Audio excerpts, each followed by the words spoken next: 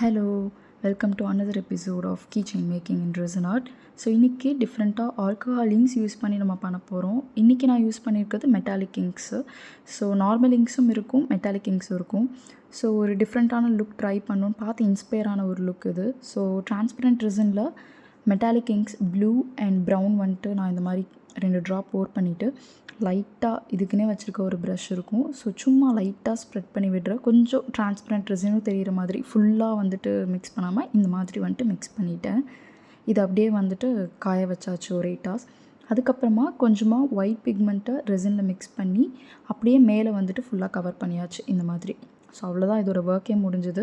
So இதோட output வந்துட்டு alcohol இங்க்ஸோட output எப்போதுமே பேஸில் தான் நமக்கு தெரியும். ஸோ இப்போ ஓப்பன் பண்ணும்போது பார்த்திங்கன்னா இந்த லுக் ரொம்ப அழகாக இருந்துச்சு. பார்க்குறதுக்கு ஒரு மாதிரி கேலக்ஸி எஃபெக்டில் இருந்துச்சுன்னு சொல்லலாம். ஸோ அந்த எஃபெக்ட் இன்னும் நல்லா தெரியணும் அப்படிங்கிறப்ப நான் சொன்ன மாதிரி ஒவ்வொரு வீடியோலையும் சொல்லுவேன், டிரான்ஸ்பரண்ட் ரெசின் லாஸ்ட்டாக ஒரு லேயர் வந்துட்டு போர் பண்ணணும் அப்படின்னு சொல்லிட்டு. ஸோ அதை தான் இப்போ நான் பண்ணிகிட்ருக்கேன். ஸோ இது முடிச்சதுக்கப்புறமா இது ட்ரை ஆனதுக்கப்புறம் அவுட்புட் பார்க்குறப்போ ரொம்ப அழகாக இருந்துச்சு. ஸோ அந்த வேவ்ஸ் மாதிரி அந்த இங்க் வந்துட்டு அடியில் வரைக்கும் வராமல் பெனட்ரேட் பண்ணி வந்திருக்கிற அந்த போர்ஷன் வந்துட்டு பார்க்க ரொம்ப அழகாக இருந்துச்சு. இதோட ஷார்ட்ஸ் வீடியோ பார்த்திங்க அப்படின்னா அந்த டீட்டெயில்ஸ் நல்லா தெரியும்.